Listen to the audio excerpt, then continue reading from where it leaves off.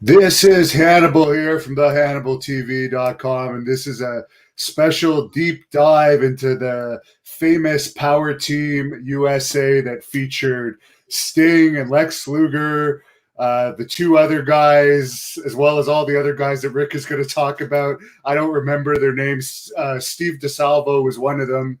But today, as a guest host, we have John Paz, who is the host of the two-man power trip of wrestling, Tom Pritchard's podcast, Kevin Sullivan's Taskmaster Talks podcast, and a lot more, including Rick Bassman's podcast. But we'll let John, the podcaster extraordinaire, who just did an interview with Arn Anderson, by the way, which is going to appear on this channel in the coming days. We'll let John Paz introduce the man today.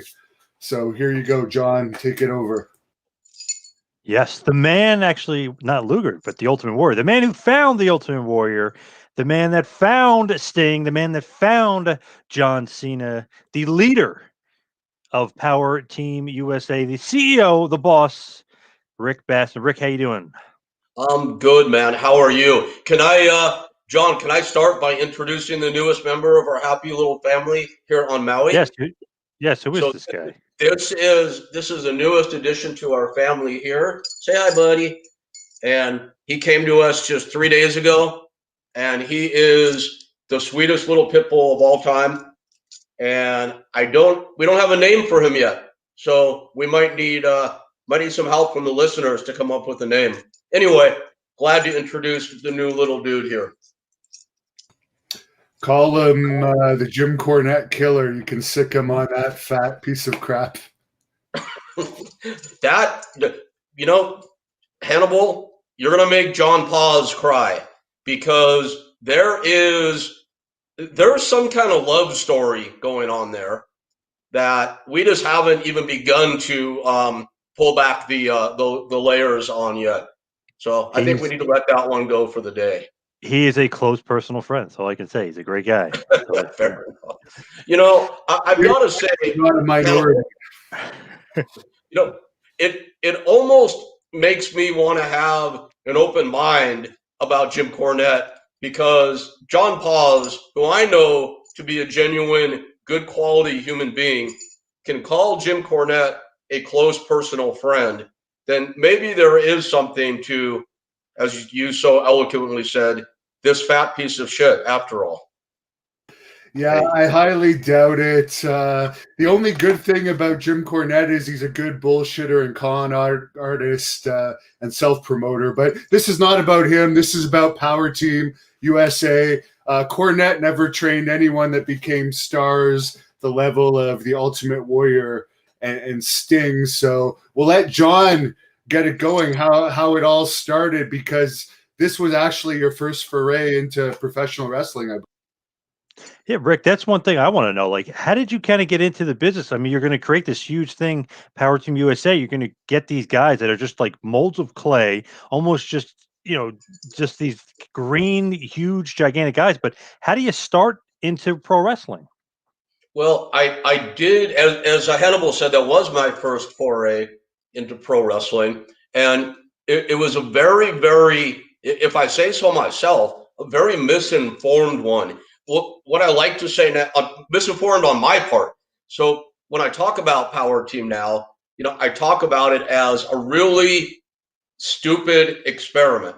And again, stupid on my part. I didn't know what I was doing, John, when I got into this. But let me explain what I mean, and you'll see why I'm saying this. So I grew up a huge wrestling fan in the early 70s. Actually, yeah, mid 70s when I really started to get into it. I was a big fan of the magazines. I know those Pro Wrestling Illustrated, The Wrestler, Inside Wrestling, even some of the other non-actor mags. I used to get everything, man. This is when you could go to newsstands and actually buy magazines at newsstands. I'm sure most of the young listeners out there have no idea what we're talking about. But this dog, by the way, is like my new appendage. This dog will not leave me alone, which is awesome.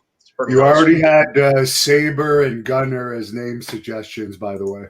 Yeah, keep them coming, you guys, please. I'm gonna find something that good. Sorry? What about Piper after Roddy Piper?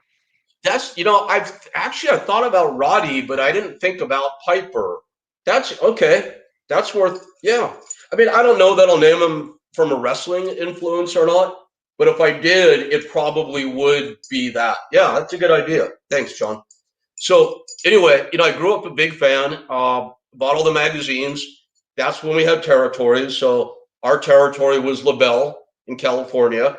So every Saturday, KCOP, Channel 13, with Dick Lane was the announcer.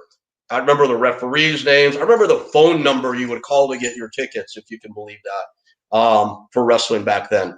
And my dad would take us to the Olympic Auditorium every January for the 22-man Battle Royal.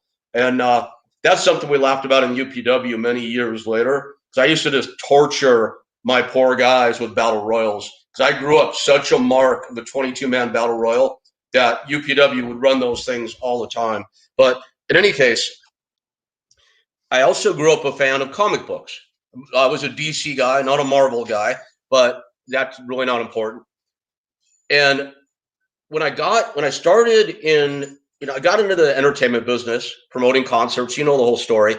I was still a fan of wrestling when I started watching again at the advent of the Hulk Hogan era.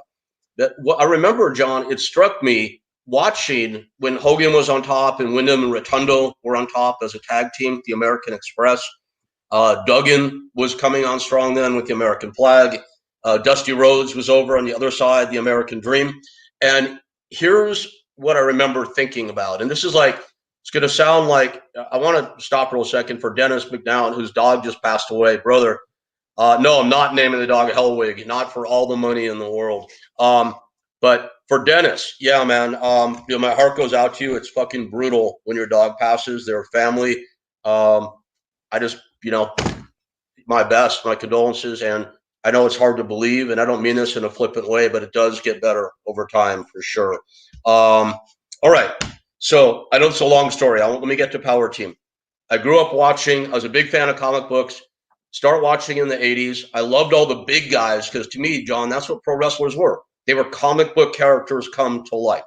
That's why, I was always known as the big guy Mark, because I thought that's what a pro wrestler should be. They should look like the freaking Warlord. Yes, I am a fan of the Green Lantern. Absolutely, Alan. Absolutely. Green Lantern. If you're going to be a wrestler, you should look like the Green Lantern, but as a pro wrestler. So, John, now I'm watching in the 80s, and here's what struck me. And this sounds really blasphemous to say now, and it sounds disrespectful, what I'm about to say, and it's not intended that way. I was looking at Dusty Rhodes, who's amazing, but I didn't recognize it then. Hulk Hogan, one of the greatest of all time. I didn't recognize it then. I'm looking at Wyndham, Rotundo, Duggan, Rhodes, Hogan. I'm like, these are the all-American heroes? Because you remember mid-'80s, it was all about America versus the world, right? So these are the guys the promoters have selected to represent the American ideal. And to me, a fan of Captain America in the comic books, these guys just weren't what the all-American heroes in pro wrestling should have been. Some of them weren't very good looking. They didn't have good physiques. They couldn't articulate very well in interviews. I'm like, you got to take 4 Captain Americas, get them from different multi-ethnic backgrounds with great faces, great bodies, really intelligent, put them in red, white, and blue, and push them into pro wrestling as the ultimate all-American comic book heroes come to life. That thought struck me one day. I'll never forget. I was in bed with some random chick. This is during the sex, drugs, and rock and roll days in Santa Barbara, making her watch wrestling in the morning. This girl's like, why are we watching pro wrestling? I said, because I like it. So I was nicer than that, but just making the story.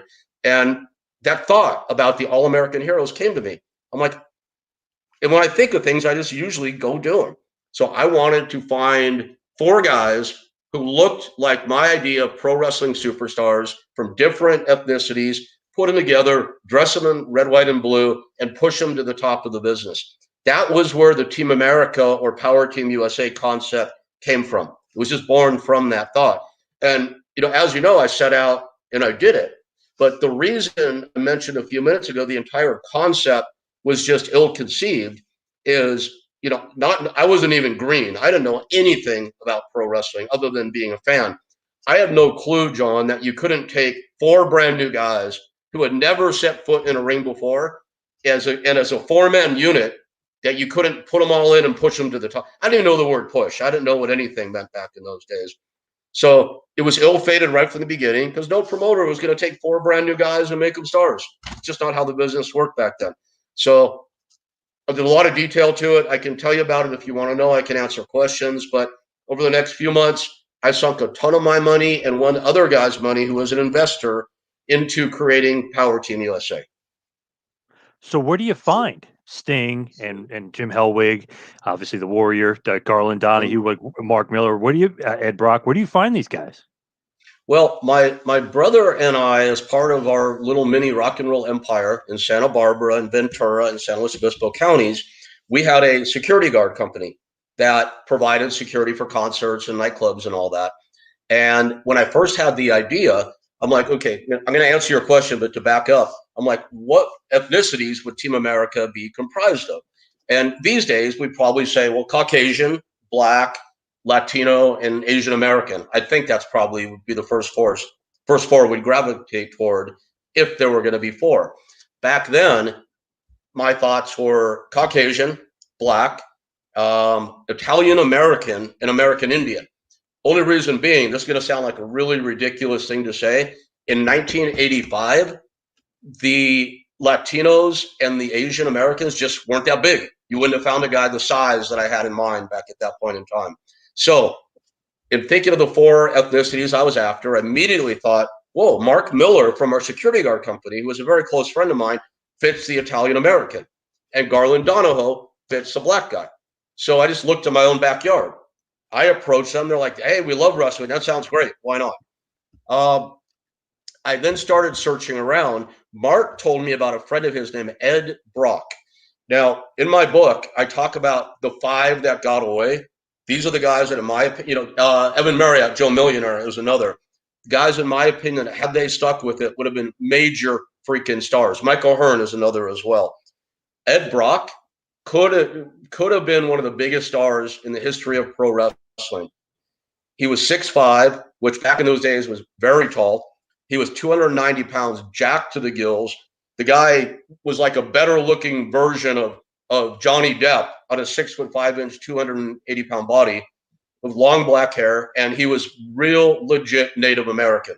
So I cast, for lack of a better word, cast Ed Brock as my American Indian, and then found a DHL driver by the name of Jerry Botbael, great looking, 6'6", 295-pound, blonde-haired, blue-eyed All-American boy, cast Jerry as my Caucasian, and put money together, rented a place, built a ring, hired a trainer, started training them. Very quickly, Jerry and Ed became problems for different reasons, so we got rid of them. Now back down to 2, the Italian American and the Black guy. I needed 2 replacements. I became friends with Pete Grimkowski and Ed Connors. They were the founders and owners of Gold's Gym Worldwide. They were keeping up on what I was doing. They thought it was a great idea. They're like, man, you get this thing to take off. Gold's Gym will be involved in a major way. I'm like, great. They actually threw some money in as preliminary sponsors. And not Pete, but Ed Connors said to me, I know a guy you might be interested in for your Indian. He's on the other side of the U.S. He's in Florida. He's about to start practicing as a chiropractor, but he hasn't started yet. Let me send you a picture. No email back then. So he emails me, or not email, he mails me an 8x10, and it's a photo of Jim Hellwig. And I'm looking at this photo going, wow, how tall is this guy? 6'5" with this physique? That was unheard of back then. He goes, I'll set up a phone call, puts me on the phone with him. This guy from call number 1 was truly 30-some years later, one of the most articulate and intelligent guys I ever met in this business. And we hit it off on the phone. We had a couple of great conversations. I'm like, dude, come on out. So next thing you know, Jim Hellwig is on a plane.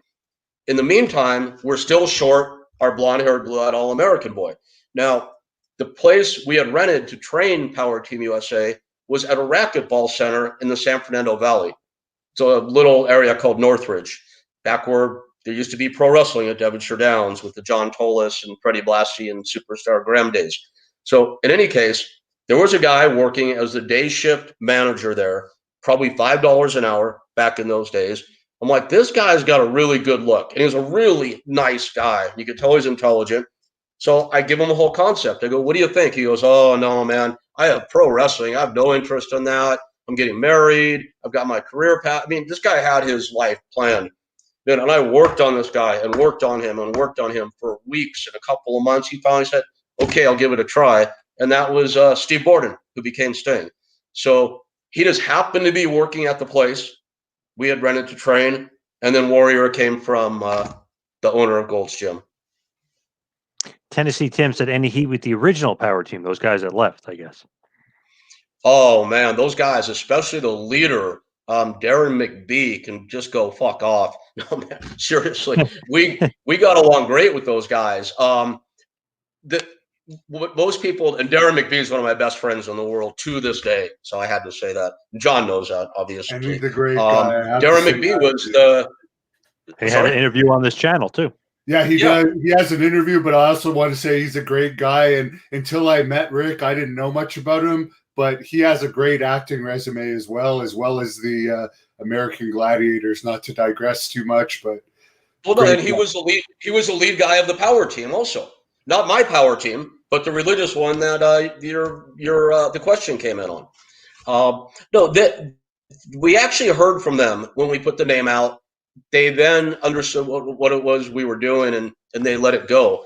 Power Team USA was originally called Team America, and that turned out to be a trademark that was owned by the U.S. Olympic Committee, and I actually got a cease and desist from them.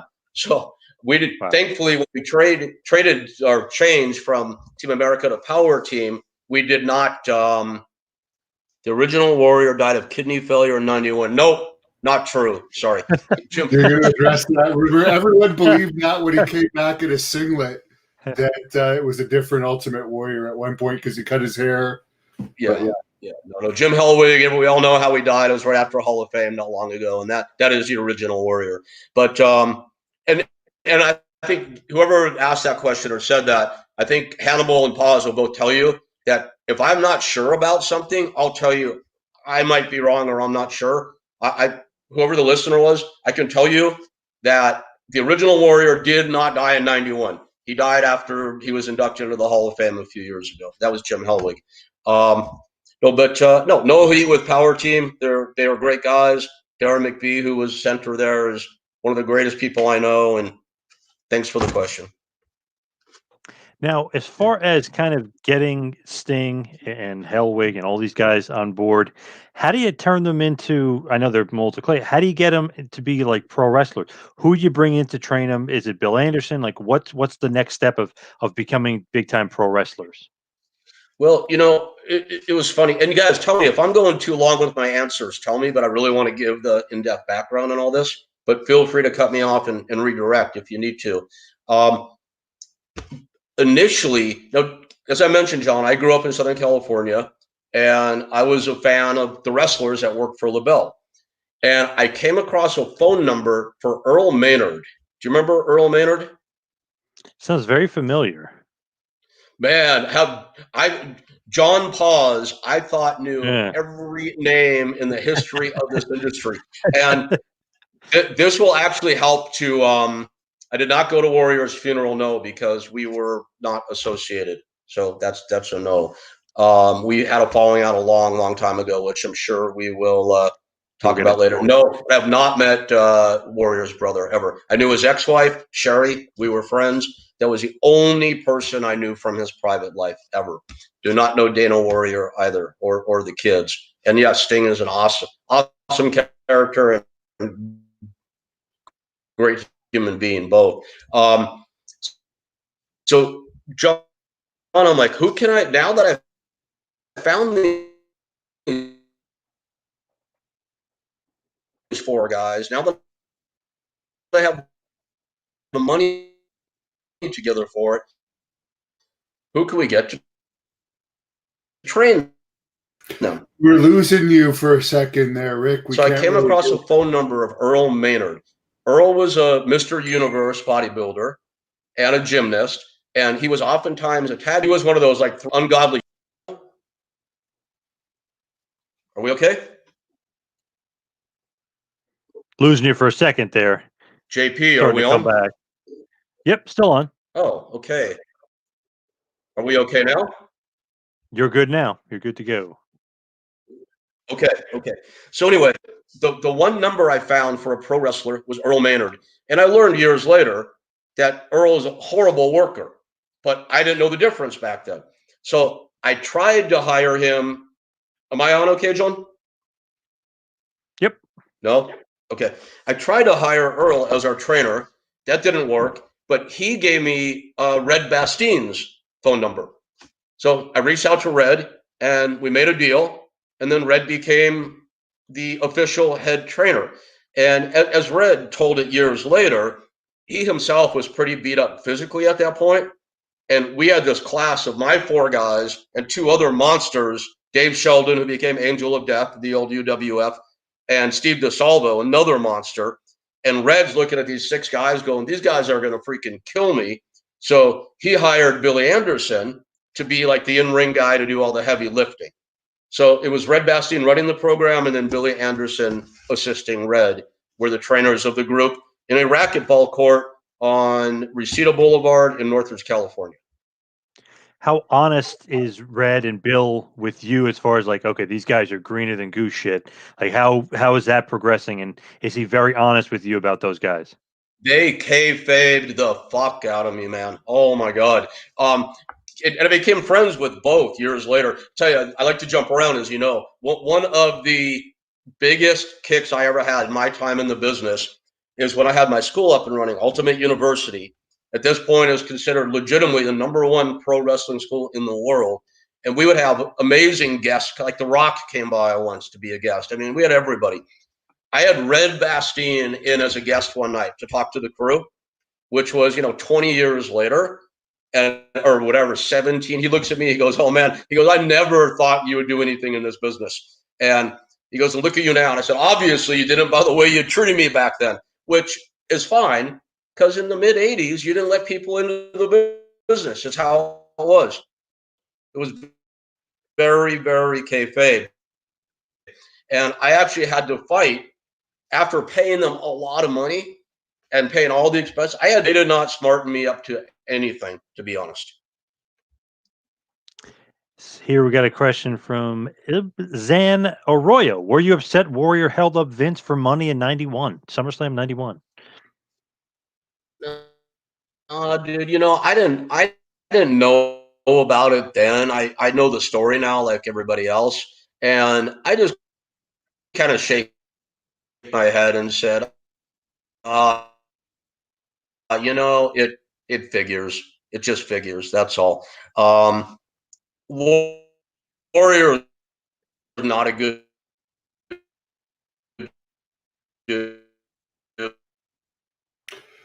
We're losing you for a second, Rick. You may have to repeat that answer. You may have to repeat that answer, Rick. We lost you for a second there. He looks frozen right now. He was definitely saying that he did not like Warrior's attitude then. Pretty blanket statement, and we could get into that's how he did things. We lost your answer there, Rick. You froze. A bit of a swerve guy. Am I upset about? I don't even know what's going on. No. Let me try live. Sorry, Rick, we lost your whole answer there. I don't know what's happening, but it's about Warrior. I'm so sorry. No, I wasn't upset that Warrior held Vince up. I wasn't in business with either one of those guys at that time. Looking back on it, though, I can say I'm not surprised. Warrior is a bit of a swerve guy. But you know what? Upset? No. Vince is a big boy. He can take care of business. Well, as soon as he got backstage, he got fired. So he definitely took care of business that night as far as the Warrior and him. Yep. Arroyo has another question. Did you talk to Sting during the Monday Night Wars? I lost touch with Sting for many, many years. We got back in touch after I started UPW. So it was during the Monday Night Wars. So yes, We actually met, Sting and I met at a Jerry's Deli on Ventura Boulevard in Studio City. And this is our first time we spoke face to face, and ever since he became Sting. So it'd been a long, long time. And when I started Power Team USA, I mentioned I had an investor that matched my money. The investor's name was Richard Nomer. Richard was a merchandiser at that time for Madonna, for the Jacksons. So very successful guy. And he saw the merchandisability of Power Team, which is why he got on board.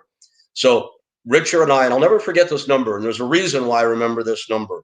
It was $25,600. That was a sum total of mine and Richard's investment in Power Team USA. So we each put in $12,800.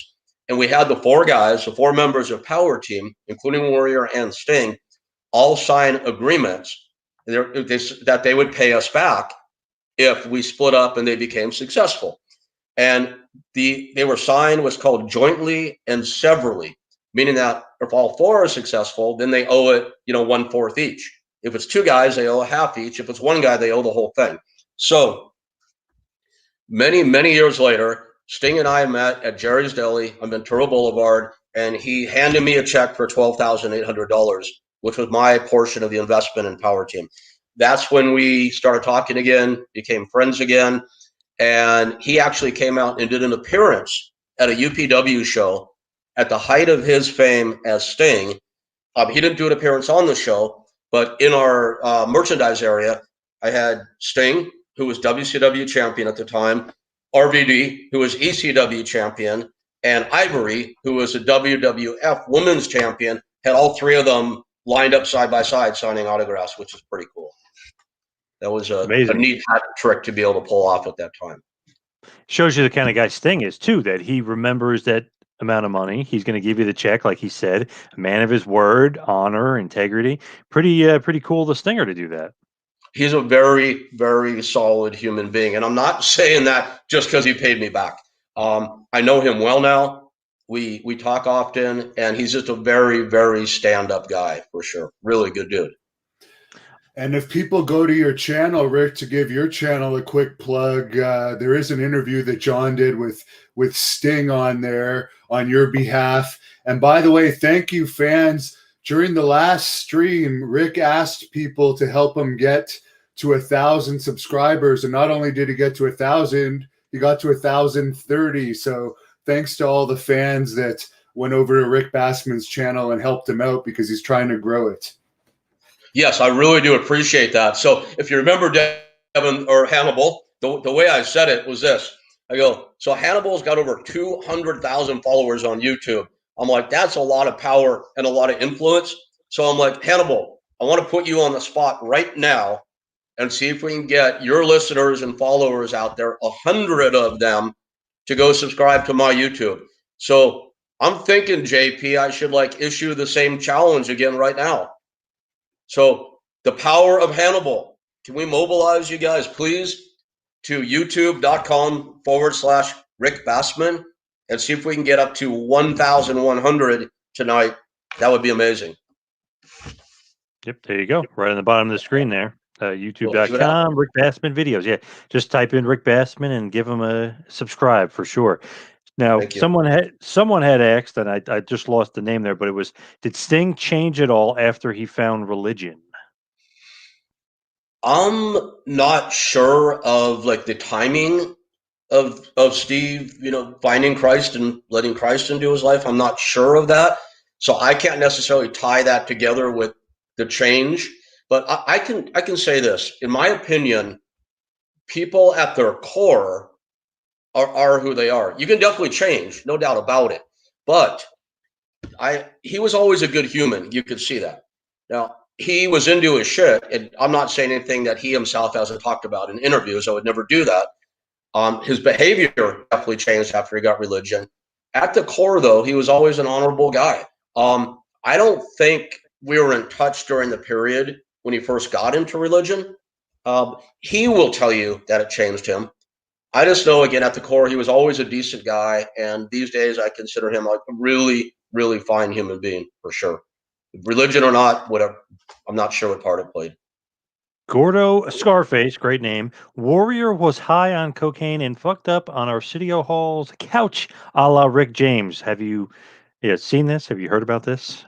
Are you believing? I don't know anything about that, but I can tell you this. It's got nothing to do with anything. But I walked into Sushi on Sunset one night, back when I really thought I was rolling, with the Benz and the watches and the money and all that. And I sit down at the sushi bar. I was doing that and drinking sake. And I sit down at the sushi bar. Then a guy sits down next to me, and it's Rick James.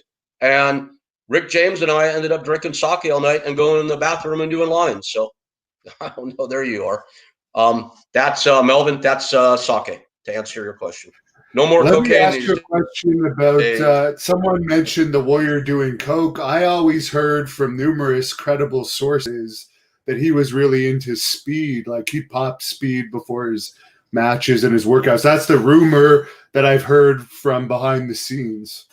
I can tell you this. I can't comment on that one way or the other. I was very not in tune in those days to what speed was. I don't even know if I had heard of it at that point in time. But I can tell you, we lived in the same house together. Me, Warrior, Mark Miller, and Garland Donahoe. Sting lived close by, so he did not move in with us. But coolest 5'4". That's awesome. Don't tell that to Jake. Don't tell that to Jason Hervey, though. You'll make him cry because he thinks he's the coolest 5'4". Although he won't tell you he's 5'4". He'll tell you he's 5'7", which is a lie. He's 5'4", but he'd probably be upset by that. But thank you.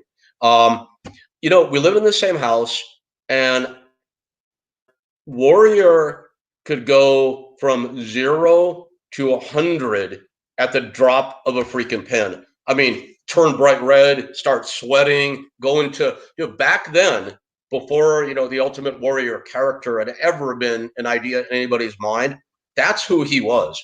He was fucking nuts. I always thought it was anabolic steroids, but maybe, if you look back now and go, maybe he was on speed, I wouldn't say, oh, no, he was.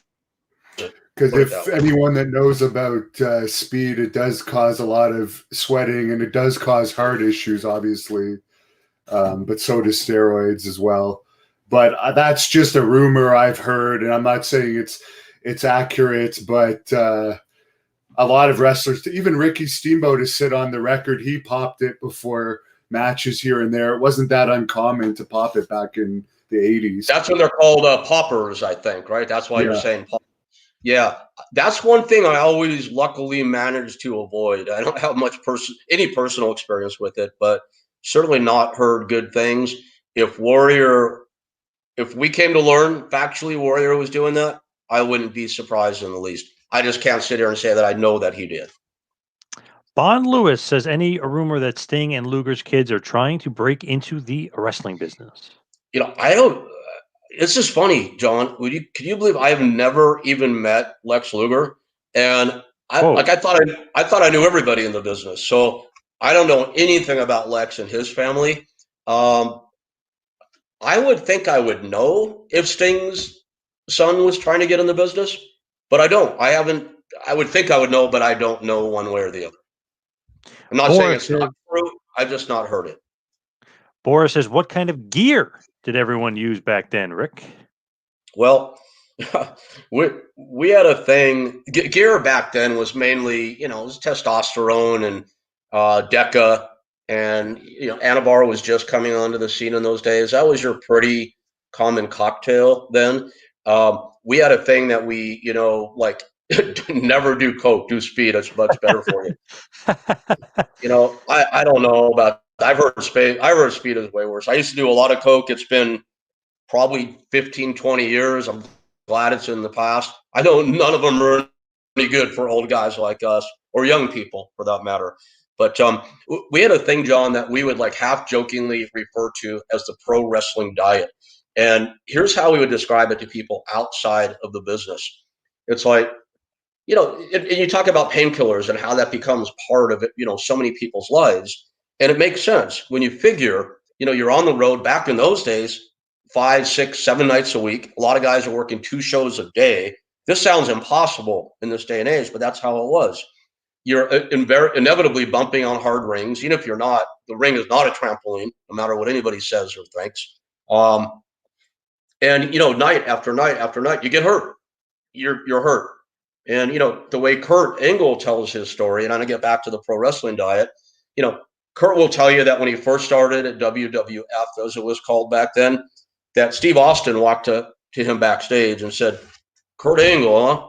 All-American hero." And Kurt's like, yes, sir," kind of intimidated. He's like, "Son, do you drink?" And Kurt's like, "No, sir." And Austin pats him on the shoulder and says, "Don't worry, you will." And he walks away. And, you think about what that meant. And it's this: you're on the road every night, you get hurt. Now you're back at the hotel or motel with the same guys. "Oh my God, ow, hey, try one of these. It's a pain. This will help." "Oh, no, I don't touch stuff like that." "Well, at least have a beer. It'll take the edge off."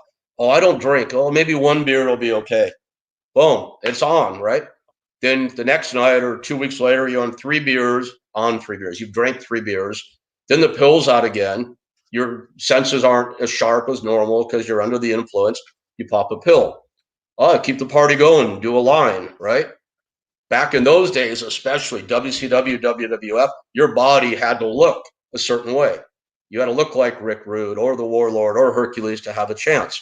So we used to call the pro wrestling diet cocaine, anabolic steroids, alcohol, and what did I miss? Cocaine, steroids, alcohol. That was, and painkillers. That's a pro wrestler diet, but you eat really, really clean. So that's where you keep your health. Anyway, that's how it was for many years. The drug of choice back then for getting your body, as to go back to the question, was testosterone followed by DECA and Anavar. Cryptocracy said that the anxiety in the world today will make cocaine not a popular choice anymore. They're going to be choosing some other stuff to get through their days. Yeah, I'm really not up on drug culture these days. I can tell you that in Hawaii, where I live, there is a drug that people call ice, and it's a big, big problem here. And my understanding, and I could be wrong about this, but my understanding is that ice is like the Hawaiian version of meth, which I also believe is the same as speed. So it sounds like it's still pretty pervasive, but you're right. For anxiety, that would definitely not be a good thing to be doing. But if we can get off the drug stuff and onto something else. Here's something about Warrior that came up in your Herb Abrams podcast that we talked about a couple weeks ago that people can look up on Rick's channel. You mentioned in that during your talk about your altercation with Paul Orndorff that everyone was talking about. It got like 5,000 hits on my channel, that you also got into an altercation with Warrior. And in some of the comments, people were saying, could you please elaborate on this Warrior confrontation that you had? Yeah, I'm glad to. It's funny, and I write about this in my book as well. I've had 5 near fights with famous pro wrestlers, and in every single case, the wrestler backed down. And I have to think it's this. I don't think it's because they're afraid of me by any means. I think it's because they must have had a moment of clarity, and I'm like, wow, this guy is 5'4" and 135 pounds, and he's older than me. So there's no upside in kicking his ass. I can only look like a fucking heel if I do. But God help me if he actually kicks my ass. It might end my career, because back then wrestlers were supposed to be tough. So they all backed down, Warrior being one of them. And what happened is, years after he became famous as the old Sting, and I stayed in touch a little bit here and there, but really got back in touch. Warrior and I never spoke from the time we split up. I think it was 85, 86, whatever it was. And Warrior was very much the cause of Power Team breaking up. He instigated the whole thing.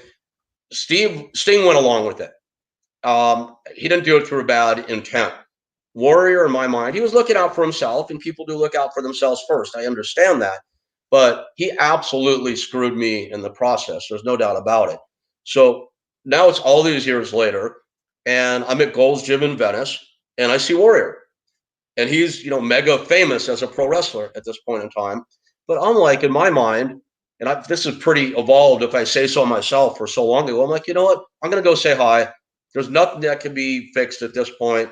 Let me be the bigger man here, metaphorically, of course, and, try to, patch things up if they need to be patched up. I don't know. I don't know what he thinks. I mean, maybe he thinks, hey, this guy started me and I made it big on his dime, so I'm going to be nice to him. I don't know what he thought of me. So I walk up to him. He's doing very heavy barbell curls. And I'm like, hey, Jim. And he looks at me, and it was like the Ultimate Warrior inhabited Jim Hellwig's body. Just before the nut job legally changed his name to Warrior. We used to joke about this, but it was true. We laugh about it, not joke about it. He would like get emotional and go from like flesh colored to yellow to red to purple right in front of your eyes. I mean, it was pretty funny. And you start to sweat profusely. And he became the Ultimate Warrior holding that barbell. And he's like, Rick Bassman, you have the police chasing me. You have the FBI following me. And I'm standing there going, what? I didn't say anything. I mean, it was crazy. It was like the ravings of a lunatic. He goes, yeah, I should take this barbell and jam it right up your ass. So this is almost word for word what he said. And I remember I had pretty good presence of mind, and I never reacted much to getting in a fight or nearly getting in a fight. So I remember this could be a pretty funny thing to say to him. And here's what I said. I took about one step back and I looked up at him and I said, Jim, I go, dude, you're crazy. I don't know what you're talking about. I don't care. The FBI, the police. Let's move on to the barbell thing. I go, now we've all heard little rumors about you and putting things up guys' asses. I go, so if that's what you're thinking, I go, that's not going to happen either. That's on your own time. I go, but if you want, why don't you put that down so I can beat the fuck out of you right here at Gold's Gym Venice? And he started shaking. He slammed the barbell down on the ground, turned around. If you know Gold's Gym at all in Venice, there's a big main room, and then there's a couple other rooms behind it. They get smaller. He walked all the way through the gym and then just smashed open the back door in the small room, and he was gone. And that's it. What do you think happened there? He just didn't want to fight, or he didn't want to lose, or what was the thought process? I don't know. I think it's the same thing that all the guys thought, which is, on the off chance in their mind that I beat them, that they would be hugely embarrassed and look terrible. And because, again, my height, my size, my age, all that. But on the other side, they beat me. How's that going to make them look? It was an absolute no-win situation for them, put it that way. And I think he's not a dumb guy. So I mentioned he's a very, very intelligent guy, emotional for sure. But I guess he had the presence of mind to think that there really wasn't an upside in it. And Warrior, to me, even though he was a million times stronger than I ever had any fantasy of being when it comes to pushing weights and that sort of thing, the guy had two left feet for sure. I of all the guys I almost got in fights with, he's one of the two I would have liked my chances against best for sure. Who's the other one? Brian Knobs. Oh, wow. Knobs, he's known as a big, tough guy for sure. Knobsy boy. Big anyways. Big, yes. Boris said Warrior would leave his syringes from gear and HGH in his hotel rooms for the maids to find. I don't know about that, but maybe. I don't know why he would do it intentionally. Maybe he did leave syringes. I can tell you, I don't think HGH was even a thing back then when we were all in the same house. I never saw a syringe. So that much I can say. I'm not saying he didn't do it. I just never saw it. That's all. He had to be doing a ton of anabolics, obviously. Michael Rubin said that Warrior was nuts. Rick, you're the man. And Cryptocracy says, I don't think Warrior was a fighter, just a lot of anger. Nash challenged him to a fight, and he balked. Still thought Ultimate Warrior was very entertaining. Well, let's break that down. As much as I don't love him, he was incredibly entertaining. One of the greatest, in my opinion at least, one of the greatest pro wrestling characters of all time. How can you not be, as a fan, how could you not be in love with that pro wrestling character? Amazing. But I agree. I don't think he was a fighter. I really don't. We have no evidence of that one way or the other than the famous Rick Rude locker room story. But I still think, like, let's hear that. I've got Smash's version on this channel, but I haven't heard another version. Could we hear your version of that? Yeah, I don't have any inside knowledge on that, man. My version is the same as most people have heard, and I'm glad to repeat it, which is they were working a program, Warrior and Rude. Warrior is very full of himself, as people know, and that he was stiff and rude night after night. And Rude told him to take it easy prior to a match. And the Warrior, fuck you, I'm the Warrior, I can do what I want, or the Ultimate Warrior at that time. And they got in the dressing room, and Rude said, okay, now it's receipt time, and handed him his ass. That's all I've ever heard. But I've heard that from plenty of people, enough people that truly should have had firsthand experience, like Jake, for instance, that I believe it's true. This came up yesterday. I don't mean to get off the Warrior subject, but you might know this because you're very well connected in wrestling. Ken Patera said in an interview that I guess, and many people have said it, Jake, Duggan, Honky Tonk Man, that I guess Rick Rude had tried to, according to the rumor, inject some of that substance that porn stars use into his dick, and something went wrong. And there was going to be some medical issue, so he ended up overdosing. Did you ever hear anything like that related to his death? This is the first time I ever heard that, man. I wish I could add to the info or the tale, but I sadly have nothing to contribute.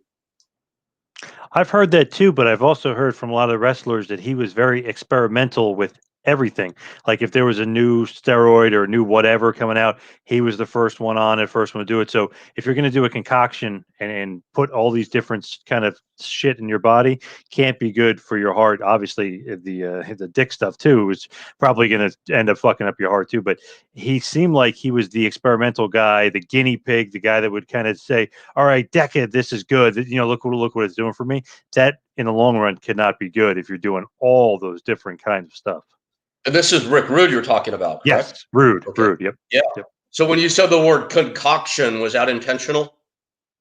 No, but now that you say it, yes. Anyway, you know, I only met Rude once, and a bunch of us ended out and about together one night, and I thought he was great. We talked for probably an hour, and I thought he was a really cool guy. I did think at that point in time, I thought he had the single best physique in all of pro wrestling. He wasn't the biggest guy, but in terms of symmetry and just how he put it all together, he was definitely doing, I mean, genetics plays a part, of course, but he obviously was at the top of his game when it came to experimentation or doctoring or whatever you want to call it. Yeah, I would say Rude and Luger probably, and you could throw Warrior in too, but Rude and Luger probably had the two best ones. PWC247. What about the Jimmy Hart story where Warrior saved Jimmy from a guy trying to rob him because he was on the run from the cops? Before you get into that, Harry Smith, who of course the British Bulldog knew the Ultimate Warrior, Harry told me that according to what he knew from his dad, the Warrior liked to take double of anything. Not just steroids like cough medicine or if someone prescribed him pills. According to what Harry told me, that was his mentality, double it up. So a lot of wrestlers take more than they're prescribed. Yeah, but that's what I was going to say. Yeah, right. I mean, wrestlers are a pretty extreme lot, man. You know, for those who are just getting in the business now, you know, it changed drastically, and that's a good thing. It's a much healthier profession these days. You know, back in those days, I mean, 90% plus of the guys were just running it until the wheels fell off. Very, very extreme lifestyle and extreme cast of characters, no doubt about it. So, did you ever hear anything about this Jimmy Hart story or no? No, you know, I would challenge that on a lot of levels. I'm not saying it's not true. Maybe it's the truest story we've talked about tonight. Think about Jimmy Hart. Do you know Jimmy? A little bit. He's a little bit of an eccentric kind of guy. Very eccentric, but truly one of the nicest people you'll ever meet on this planet. And the thing that trips me out about Jimmy is I know him pretty well. In a business where people are always talking shit about others, just like we're doing here, Jimmy Hart will not say a negative word about anybody. I don't know if you know that about him or not. But it's pretty amazing. I mean, it's really amazing. And he actually goes the other direction. If someone's being buried, Jimmy will come up with something positive to say about the guy. So the reason I'm challenging that story is, Warrior behind the scenes is one of the most buried people in the history of this industry, one of the most unpopular guys, behind the curtain. So I could see Jimmy Hart, and this is not a slight to Jimmy at all, because I love Jimmy, but I could see Jimmy making something up to make the Warrior sound good. Who knows? Did Warrior or Sting invite you to their Hall of Fames? I know Warrior for a fact did not. Did Sting invite you to his WWE Hall of Fame? I was not invited, no. And I wasn't mentioned by him during his speech either, which bothered me at the time. In many interviews, you'll hear him say that if it weren't for me, and I'd never talk about myself in the third person. I think it's obnoxious. So I'm really just quoting him. He says, if it weren't for Rick Bassman, there'd be no Sting. So I would have thought, he said it many times. It's been recorded all over the place. Keep Michael's comment in mind for a moment, so I want to address that about being a nice guy at times. I wasn't mentioned, and it bothered me. And I was told later on the best authority that you possibly could have that he was instructed specifically not to mention me during his speech. That's Sting. Oh. Wow. Weird. Very weird. Okay. So Warrior from Michael Rubin said could be a nice guy at times. Okay. So here's what I would say. Look, Hannibal and Paz, we're the three of us are in a business where we know a lot of celebrities. We've met many, we know a lot of them well, and it's just this. You meet people that will meet a celebrity, and it could be a celebrity that 99% of the population says that's the nicest person I've ever met. And then this one person goes, oh, I met him and he was a dick. And then you'll hear the reverse. You'll hear something about a person over and over again about what a horrible person that person is. Then somebody else will say, oh, I met him and he was really nice. So, I mean, it's a long examination of that comment, but it's this. Can you name one person in your life, celebrity or otherwise, and this question's for everybody, that is not nice at sometimes and then not a dick at sometimes? Everybody. So I'm just saying Warrior had his nice moments. Like I said, when we first talked on the phone, I was like absolutely charmed by this guy. He's intelligent, he's articulate, he's funny. Anybody can act for a minute. What did Warrior do? You were kind of mentioning it before to break up Power Team. You said he was a bit selfish about it and he was kind of doing it for himself. What did he do and how did he kind of recruit the other guys to kind of break up the team? Well, it was very specifically what happened was I went like the distance to put together like amazing promotional materials on these guys. I've got their costuming and their gimmicks together, the best photographers, the best studio, the best graphics to make it look amazing, put these great promotional folders together, and then mailed them out. Again, no internet back then. So mailed them to every territory in the industry to create awareness about them. What happened was Warrior got it into his mind. And I want to back up for a second. I mentioned a while ago that the entire concept was ill-conceived. That's my blame. I take the discredit for that. I just, again, didn't know you couldn't take 4 green guys and get them all over at the same time. It just wouldn't work that way now, let alone then. You just couldn't do it. So Warrior got it into his mind that he and Sting had the best chances of getting to go somewhere. So he went to Red, unbeknownst to me, and said, Red, I know all the promoters know who we are now because, that Rick sent packages out. Sting and I are ready to bail. Do you think you can call some of them and see if they'll just take the 2 of us? And that's what happened. Red made calls, which he apologized to me for many years later. He said, man, Rick, I was just looking out for the boys. I'm like, yeah, I get it. And then they got a call to head on out. And then there you go.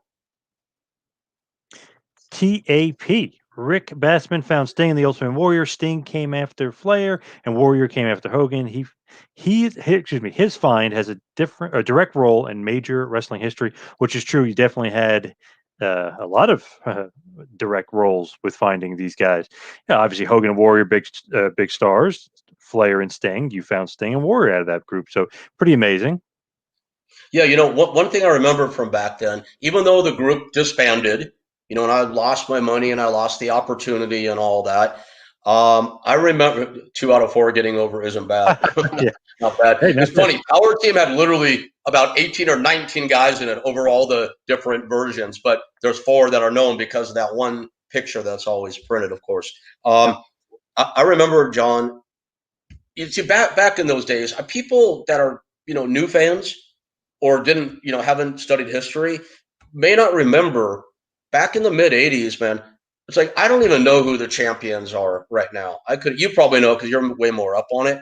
But the point being is it changes a lot these days. And as we all know, as Meltzer writes about ad nauseum, the championships for many, many years now just haven't had any real meaning. Back in those days, man, you knew who the champion was. You knew Vern Gagne at AWA and Dory Funk Jr. at NWA and Bruno Sammartino at WWF. You knew who the champs were. Even all the way into the mid 80s, dude, you knew it was Hogan at WWF and you knew it was Flair at WCW. And I remember, because, changing the belts back then was a big, big thing. And the changes happened. You probably know the time frame better than I would, but I would say within a month or two of each other, you've got Sting over Flair and you've got Warrior over Hogan. And Pro Wrestling Illustrated put magazine covers out on both. Warrior with the belt, which is an action photo because they didn't allow the photographers in. And then Sting, which is a photo Apter took, Sting with the belt. And I remember, I don't know if it's because I was proud, because I was trying not to harbor a grudge, because I was still a mark. I don't know what it was, but I bought both magazines and I framed them both together in this whole power team collage. So that was pretty significant for the time that those became the 2 guys. No doubt about it. Yeah, Warrior, 1990 of March, WrestleMania 6 beats Hogan for the title, and Sting, July, Great American Bash, 1990 beats Flair. But Sting was injured. He was actually supposed to win it earlier than that. He got injured. They had to waste a few months, and kind of Flair had to hold the belt for longer. So Sting initially should have won it first, and then Warrior, but it flip-flopped. But basically, they were the champ at the same time in 1990. They ruled the wrestling world and beat the 2 top dogs. So it was pretty significant. JP, are you looking all this shit up, or you just know it off the top of your head? No, I remember it. Just right off the top of the head. Yep. Wow, that's impressive. Hey, wow. Sting and I can't Warrior. remember what happened yesterday. I don't know how you do that. That's crazy. Sting and the Warrior, 2 of the top dogs, especially growing up. Those were the guys. I mean, obviously Hogan and Flair, but these are the up and coming guys when I was growing up. It's man, these guys are going to be something. And I always thought, and it's funny because people always say, "Oh, Warrior wasn't that good." And I always say he was one of the better big match wrestlers. If there was a WrestleMania or a SummerSlam, he usually had one of the better matches on the card. I don't know what it is. It's something with pressure. He likes pressure. He likes the bigger crowds. Dude, he was born to it. I mean, there's no doubt about it. It's funny. It's people always say what a horrible worker the Ultimate Warrior was, right? And it's well, but by what measure? By Chris Benoit's measure or by Bret Hart's? I mean, it's it's apples and oranges. It really is. For Warrior, for what he was and what he had to work with, was as good as it gets. I'm not saying he could chain wrestle. I'm not saying he could work on that regard, but he knew what to do when he was out there. He did a pretty damn good job of it, obviously. And wrestling is about entertaining anyways. Chris Benoit is not a fighter. Technical wrestling doesn't mean you can even do good in a fight. It's just other fake ways of putting on a show and being entertaining. You can either be entertaining as a character or be a technician. Me personally, I'd rather watch an Ultimate Warrior match than a Dean Malenko match, or a Goldberg match than a Dean Malenko. That's just my taste, but everyone's description of a good worker is different. Hulk Hogan will tell you the best worker is the guy that makes the most money, which I agree with. Yeah, because Hogan was so limited in what he did, but why would he have to do any more than that? I mean, the guy was a freaking gold mine. He knew what he had to work with, and he did the best anybody in the history of the business ever did with what he was given. Yeah, and it's just funny if you just look at Warrior, WrestleMania 6 against Hogan, WrestleMania 7 against Savage, easily two of the greatest matches in WrestleMania history, and obviously the two best matches in a row, 2 years in a row, Warrior, and in the biggest Yeah. stage. So he's he's pretty good for what they say. Oh, he couldn't work. He definitely could work. It's just your definition of work in wrestling. Exactly that. Yeah, I'll never take anything away from him on that. Same with Cena. Limited in what he could do. As you know, I'm also not a fan of his. Just I'm not a fan of Warriors as a human being. But Right. he had gifts, John Cena, and he knew what to do with them. There's no doubt about it. You can never ever take that away from those guys. You'll probably have to do a John Cena podcast one day because I don't even know the story on that. But someone asked earlier, I've lost the question about what your thoughts are on Warrior University as a fellow pro wrestling school operator. When I first heard there was a Warrior University, like my reaction, like most people's, was to laugh. And the reason I did that is I heard, and I think I was misinformed, that Warrior was going to be the head instructor, and that's why I laughed. Because we're talking about what a great performer he was, and he was the best. He was not a guy that could teach somebody how to be a pro wrestler. I still don't really know what happened with Warrior University, Hannibal, and I don't really know what they did there. All I would say is this: if he had a real setup and legit instructors that could bring people along, then why not use his name to draw students in? Makes sense to me. Absolutely. It's just interesting that, him of all people would be doing wrestling training. And just in your head doesn't go hand in hand, just thinking of it. No, but again, he was a marketer, clearly. So to me it was a marketing, I don't want to say angle because that makes it sound cheap. To me it was a business decision that makes sense on a business level. Somebody Why there was not? saying you're engaging and entertaining. I missed the name on there, but they're loving your conversation here. Here we go. Guardian of Chaos. Cool name. Rick, you're an engaging conversationalist. Great listen. There you go. Oh man, thank you. That's really nice. I appreciate that. And John, I always I do appreciate that. You know how I am about that sort of thing. So thank you, Guardian of Chaos. I saw I got a $5 tip earlier. If someone could tip me like $7,000, then I could get fillers and get all these wrinkles taken care of, and then it would actually look okay also, in addition to being a decent conversationalist.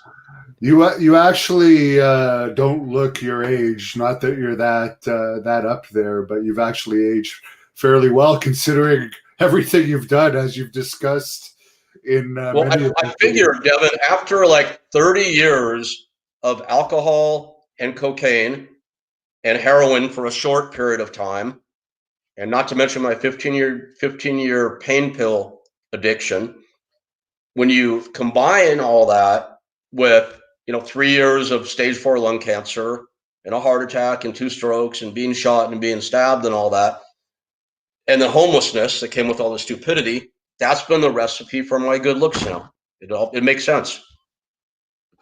Nice. Now, as far as Arroyo's got another question. How are the other two guys in the photo? I believe Mark, I believe, is dead, and obviously Garland Donahoe is still alive and kicking and doing well, right? He's with his daughter, I think, right? Lives with his daughter. Yeah, and grandchildren as well. Yeah, Garland Donahoe is living in North Carolina. Garland was the oldest member of Power Team, so I think he is 62 or 63 now. And he's just a good, solid dude, man. He really is. And I still wouldn't want to mess with Garland. Garland, in my mind, was always the toughest guy legit in the group, no doubt about it. Mark Miller, and it kind of makes, God, I feel so many friends have died in this business. And Mark, I still feel more than any of them. Him and Sean O'Hare, because they were my two closest friends in this industry who have died. And they were both by suicide, sadly. Mark, I always say to Tom Howard, and Tom is, absolutely my best friend in the history of this industry. I'm like, man, you remind me so much of Mark Miller. I wish you guys had met. You would have been like best friends. It would have been cool to hang out with both of you at the same time. Mark sadly took his life about 15 years ago, and I hadn't been in touch with him for a couple of years, and I felt just horrible when I heard. I'd wish not.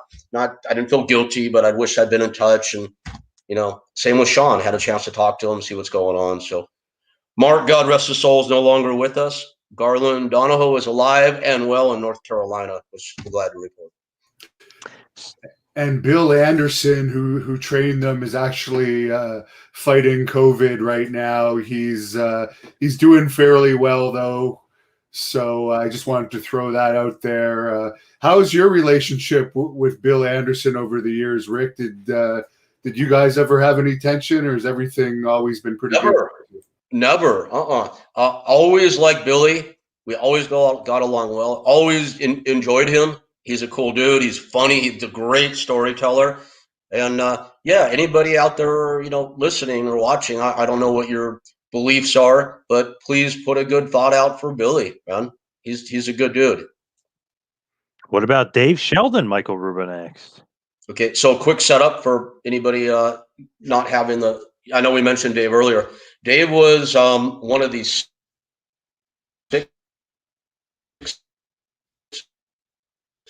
student basketball court with Bill Anderson and Rick Bassman. 4 guys were power team. The other 2 were Steve DeSalvo, who had a brief run in Calgary, I think, Hannibal. That's not wrong. You guys would know better than I would. You're right. Steve and DeSalvo, Dave Sheldon. Also Montreal, and he also had some WWE matches, one of which ended up in a shoot with Outback Jack, as John's going to be interviewing him. But Outback told me Steve was, I guess, kind of an asshole, and I haven't just heard that from Outback Jack. He liked to rough people up in there. Yeah, he was a tough mother, man, Steve DeSalvo. Yeah, I always wanted to see Steve and Garland Donahoe go. I thought that would have been interesting. But Dave Sheldon was the 6th member of that training group. Big guy for back then. I would say 6'6", 320. Just a big, giant dude. Later became the Angel of Death, right? John and UWF, I think, at Bill Watts' company. And I don't have much to say about Dave because it's been so long now, but the impression that I remember is just very quiet and very, very nice. That's what I would say about Angel of Death, Dave Sheldon. And just to throw that out there, I believe the story goes Outback Jack knocked out Steve DeSalvo by hook or by crook. He was able to make him pass out. So as the old story goes, you never know in a fight. You know what I mean? You don't know. Yeah, you never. And that happened in Montreal, in Quebec, because Steve was wrestling in Quebec there, and at that time, WWE would use some of the local stars still on their shows. Alon asks, was the power team a success in Rick's opinion? That's a good one. In no way, shape, or form. No. I mean, if you look at it, if you keep it in a box, just for the business model of power team, the idea was, again, put these 4 guys together, use the wrestling ring to catapult them to this major multimedia stardom. So by that measure, no, because power team never got out of the box. It never launched. The other side of things, what it did, for what it's worth, it gave me a bit of a legacy when I got in the business for real years later. It did open doors, no doubt about it. And, here we are, what is 05? Wow. 35 years later, doing a whole dedicated show about it. So it has legs. Power team has legs. It opened doors. It created a start of a legacy for me. So in that regard, I guess, as a business unto itself, absolute miserable failure, which I'll take most of the credit for that. Well, me and Jim Hellwig can have part of the credit. Sean Lane said, which of the Power Team USA was on the Secrets of Pro Wrestling back in the day, late 80s, early 90s? Was any of the guys on that? I want to ask Sean. I want to ask Sean Lane to give us the answer. I don't know. Don't know about that. I think he's talking about that special that was actually on around the late 90s during the Attitude Era boom, which you brought up in your Jim Cornette talk when he was accusing you of being the one of causing the whole kayfabe break in the business when that show had come out years before your UPW documentary, which was more of a documentary than a secrets revealed show, but we don't need to go there. I don't know. I don't know the answer to that. No idea. Harley Race was in that. I do know that. They blacked out which is face, shocking. but you could see the hair and that gravelly voice. So yeah, this has been good. Thanks everyone for your questions. Is there anything else, Rick, you or John would like to say about this group? Wasn't a success for you, but obviously Sting and Warrior, it was a great success for them. They're two icons, and they made it to the WWE Hall of Fame. They're still talked about all these years later. So congratulations on helping them. It's too bad you weren't financially successful out of that. You know what? It's all right. It's fine. You know, Sting paid me back. As I said, I didn't make the millions that we initially envisioned. Very few businesses go the way you first set out. It just doesn't work that way. So it's all part of a numbers game.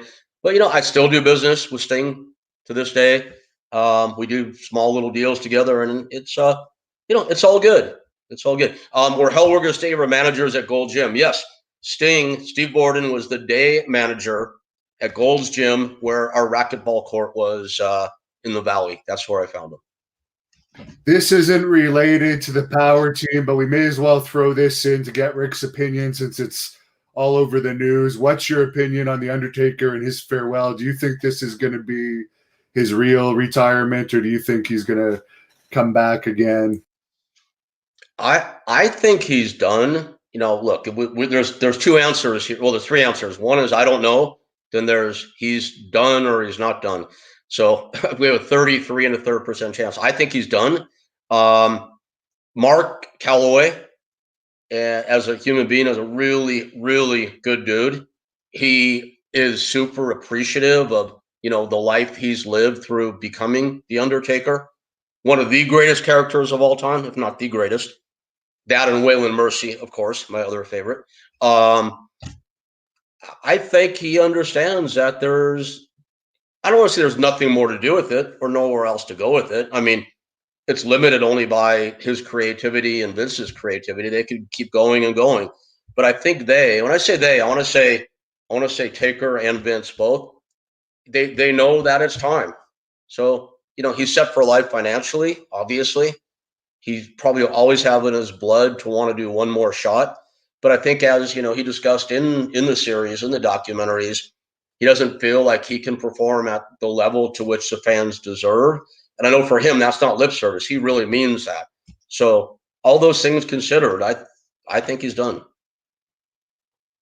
Very good. Well, I guess down the road, I don't know if John Cena will be the next subject like the fans want, but we'll come up with something. You fans can put it in the comments who you want to hear Rick talk about next time. And you can look up on past broadcasts. He's already done one on The Miz and Tank Abbott.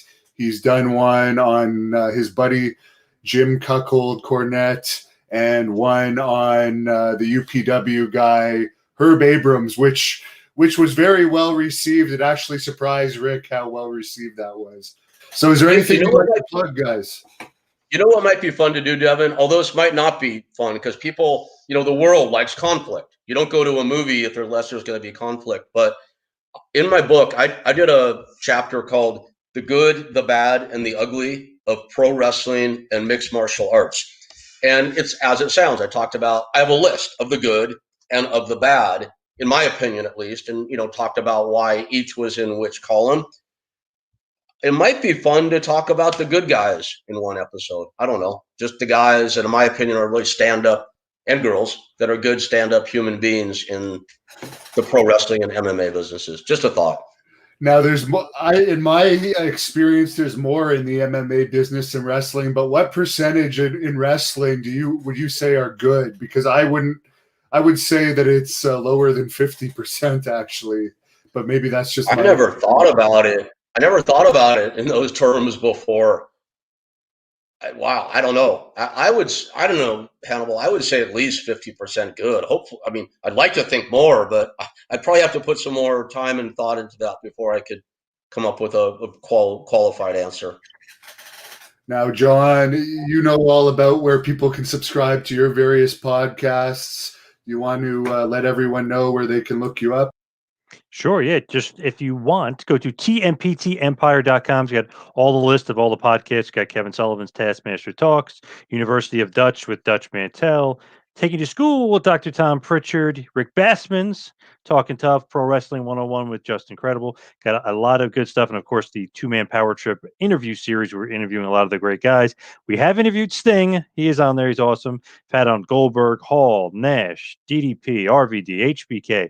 Had on all of them. So check it out. You can follow me on Twitter and Instagram at 2-Man Power Trip. Got a lot of good stuff coming up. Like Hannibal mentioned, got Outback Jack coming up. Very rare interview. And you could check him out on this channel as well for even more in-depth stories.